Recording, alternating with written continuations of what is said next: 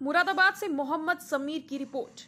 Moradabad Asian Vivekananda अस्पताल में हुआ पर ओरल एंडोस्कोपिक म्योट्रोमी पीओईएम द्वारा 80 वर्षीय महिला का सफलतापूर्वक इलाज। आपको बता दें, मुरादाबाद एशियन विवेकानंद अस्पताल में 80 वर्षीय शीला देवी, जो कि अमरोहा निवासी हैं, पिछले करीब 1 साल से उन्हें खाने पीने में काफी दिक्कतों का सामना करना पड़ रहा था, जहां उन्हें बार बार उल्टी होना, वहीं इसी वजह से उनके करीब 15 किलो वजन कम हो जाना का आदि कई बीमारियों से भी परेशान चली आ रही थी। वहीं उन्होंने अपने इलाज के लिए कई बड़े शहर जैसे दिल्ली, गाजियाबाद आदि अस्पतालों में अपना इलाज करा चुकी थी, लेकिन इनको कोई फायदा नहीं मिला। आखिरकार वे मुरादाबाद एशियन विवेकानंद अस्पताल में पहुंची, जहां डॉक्टर सुदीप चक्रवर्ती, गैस्ट्रोएंट्रोलॉजिस्ट, पेट ऑल एवं लिवर रोग विशेषज्ञ से परामर्श लेने के लिए आई। बताया जा रहा है कि डॉक्टर सुदीप चक्रवर्ती ने बेरियम शैलो जांच के द्वारा देखा कि मरीज के फूड पाइप और पेट का जंक्शन बंद है। इसी वजह से महिला जो भी खाना खाती है वह नीचे नहीं जा पाता और बार बार उल्टी होती रहती है। इस बीमारी को एक्लोसिया कार्डिया कहते हैं। इस बीमारी में निकलने वाली नली से भोजन और तरल पदार्थ पेट में जाना मुश्किल हो जाता है।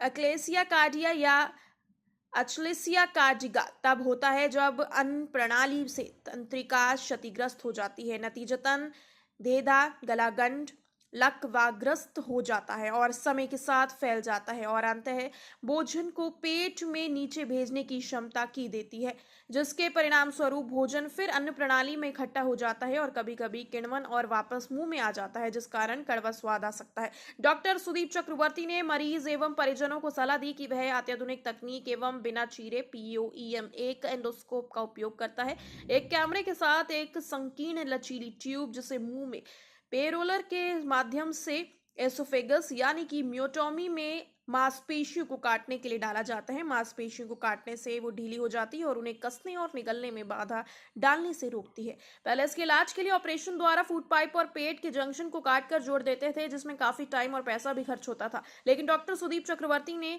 परलोक एंडोस्कोपिक म्योटोमी के द्वारा महिला का इलाज किया। पीओईएम के माध्यम से सफल इलाज के लिए एशियन विवेकानंद अस्पताल मुरादाबाद के डॉक्टर डायरेक्टर प्रशांत पांडे, रीजनल डायरेक्टर डॉक्टर हिलाल अहमद ने डॉक्टर सुदीप चक्रवर्ती, गैस्ट्रोएंट्रोलॉजिस्ट एवं टीम को शुभकामनाएं भी दी।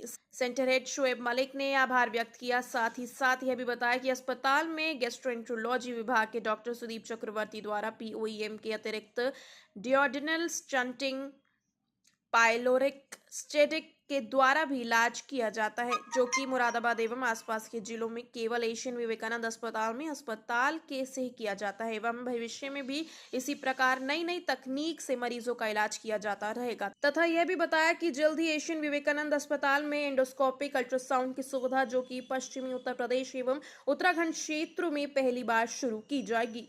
मुरादाबाद से मोहम्मद समीर की रिपोर्ट।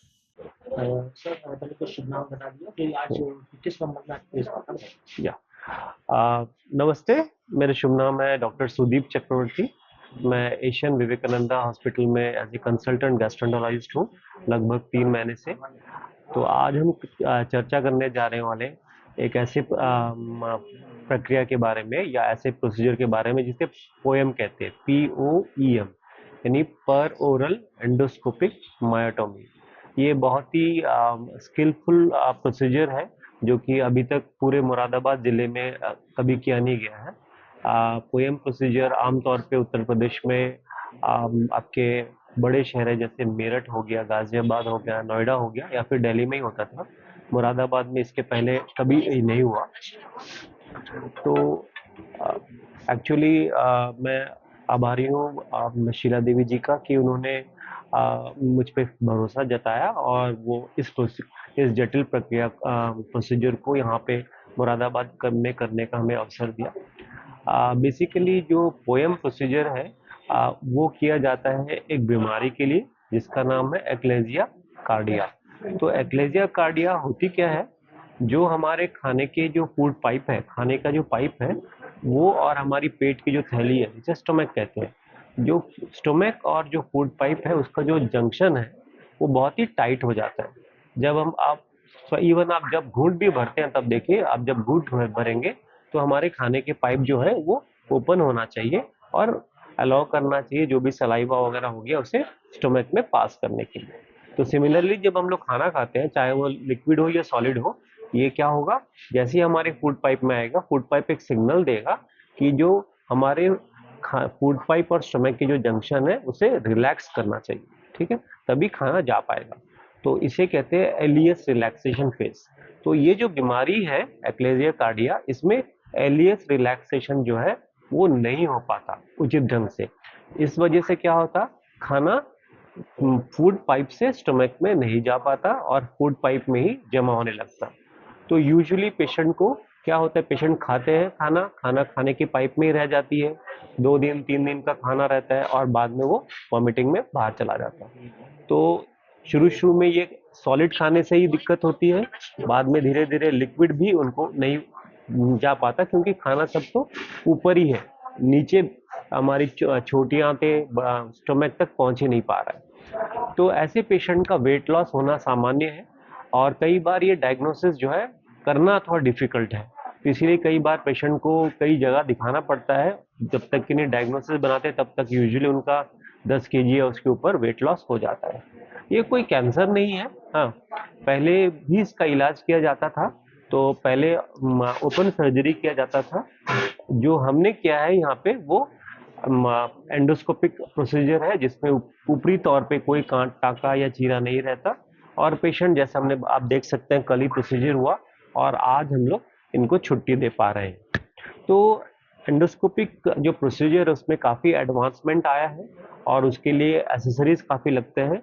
तो मैं आभार व्यक्त करता हूँ कि एशियन विवेकानंदा ने मुझे सारे औजार दिए एंडोस्कोपी के साथ में, जो हमें लगता है ट्रायंगुलर टिप नाइफ लगता है, हमें लगता है आपका ब्लंट एज नाइफ लगता है, एल हुक नाइफ लगती है, वॉक ड्रेस पर लगती है, सारे महीन महीन काम करने के लिए हम ये सामान चाहिए जो कि हमें प्रोवाइड किया गया था, जिसकी वजह से एक सक्सेसफुल सर्जरी हो पाई है।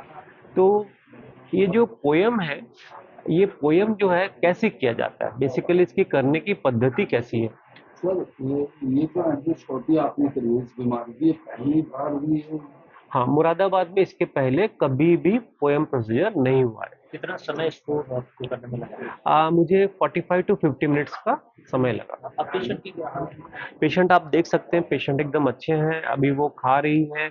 अभी इनको एडवाइस दिया गया है कि 1 हफ्ते तक liquid to semi solid diet ही ले। 1 हफ्ते के बाद मैं उनको फिर से रिव्यू करूंगा, उसके बाद डाइट में ग्रेजुअली स्टेप बाय स्टेप उनका हमने नॉर्मल डाइट की तरफ जाएंगे। सर के बाद जब जो मरीज है वो सॉलिड खाना खाएगा तो कोई दिक्कत कोई परेशानी नहीं, दिक्कत परेशानी नहीं होगी। वो उसका कारण ये है क्योंकि ये बीमारी में तो कोई ट्यूमर या अल्सर था ही नहीं, जस्ट जो नॉर्मल मसल थोड़ा कम काम करना चाहिए वो ज्यादा काम कर रहा था।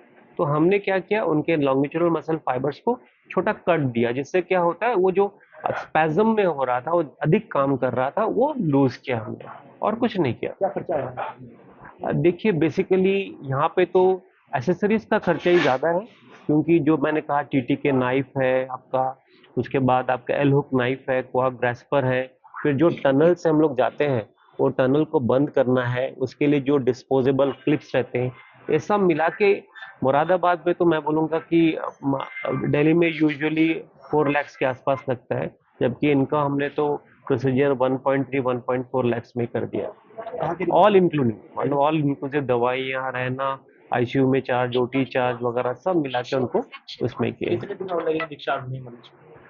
मरीज एडमिट हुई 2 दिन हो गया, कल प्रोसीजर हुआ, आज डिस्चार्ज करेंगे। कहाँ के रहने वाले हैं? आप अमरोहा के रहने। कौन सी आपने जो किया?